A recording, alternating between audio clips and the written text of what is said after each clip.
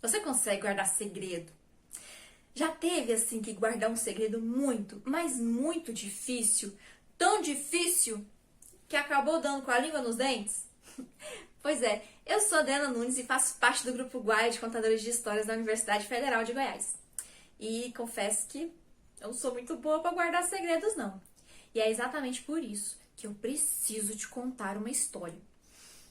Era uma vez um rei que tinha orelhas de burro, compridas orelhas peludas que ele poderia abanar quanto quisesse.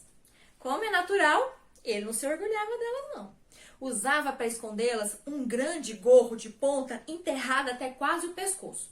E somente consentia que lhe cortasse os cabelos um velho barbeiro da corte, fiel e calado.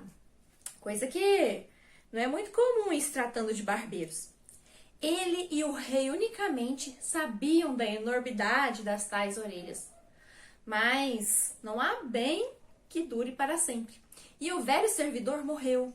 Veio substituí-lo um moço muito vivo, muito prosa, bom profissional, a quem foi recomendado, sigilo absoluto sobre a infeliz condição do rei. O rapaz ficou sobre brasas. Não se atrevia a falar mais a quem quer que fosse, com medo de lhe escapar o segredo durante a conversa. Até seu bom gênio se transformou. Ficou sisudo, calado, desconfiado e arredio. Acordava de noite, sufocado de vontade de contar o que sabia. Passava o dia com cócegas na língua. Acabou por ir morar sozinho, de medo de falar sobre o caso, acordado ou até mesmo dormindo.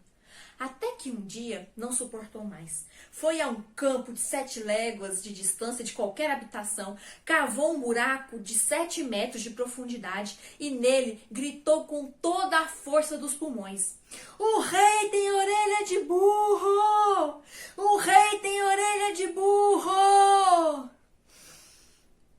Suspirou.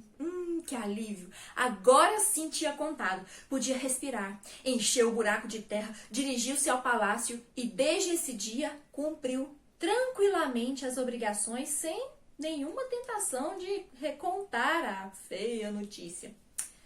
Passou-se o tempo, longe, a 7 léguas da cidade, a 7 metros do fundo da terra, uma sementinha germinou.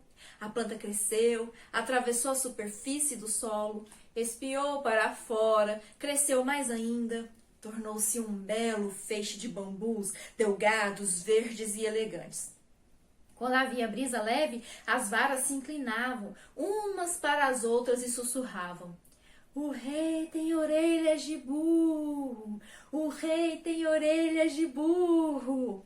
Quando o vento era mais forte, elas se tocavam cantando em surdina: "O rei tem orelhas de burro! O rei tem orelhas de burro!" E quando soprava o furioso noroeste, então era uma coisa terrível. Elas dançavam diabolicamente e ouviam-se altos brados: "O rei tem orelhas de burro! O rei tem orelhas de burro!" Um dia, um caçador que se perdera pela floresta ouviu a estranha música bambual. Tinha sido uma noite de tempestade. Acima dos rumouros, a touceira de bambus, numa sarabanda louca, uivava a inquietante notícia. Escondido numa furma, o caçador tremia e tremia. Porém, mal despontou a madrugada. Assim que pôde se orientar, correu para a cidade e espalhou tudo o que vira e ouvira. A cidade inteira pôs a murmurar aquela coisa enorme. A princípio, de ouvido em ouvido, corria o relatório. As folhinhas de um bambual fora da cidade contam que o rei tem orelhas de burro. Depois, mais alto, e finalmente, pela povoação inteira, falava-se o sorrindo, acompanhado de uma fala de piscadelas divertidas. Faziam-se romarias de todos os lugares para ver a tal planta misteriosa. E começaram todos a reparar que, realmente, o rei nunca tirava o gorro. Alguma coisa tinha ali para esconder. E foi tão grande o falatório que acabou invadindo o palácio real e indo parar nos ouvidos do rei. O barbeiro, a única pessoa que sabia do segredo, fora o rei, imediatamente foi preso e ficou apavorado. Então contou a sua confusa história de desabafo no fundo da terra e acabou-se por lançar-se aos pés do rei pedindo clemência. O rei viu que o rapaz não tinha culpa. Além disso, era verdadeira a existência da tal planta mexeriqueira. E então, o pobre rei de orelhas de burro perdoou o mísero barbeiro. Qual não foi sua surpresa ao verificar no outro dia, olhando-se no espelho, viu que tinha desaparecido as ridículas orelhas e no lugar delas estavam outras normais, bem feitas. Pois é, os deuses piedosos tinham-no recompensado por sua bondade.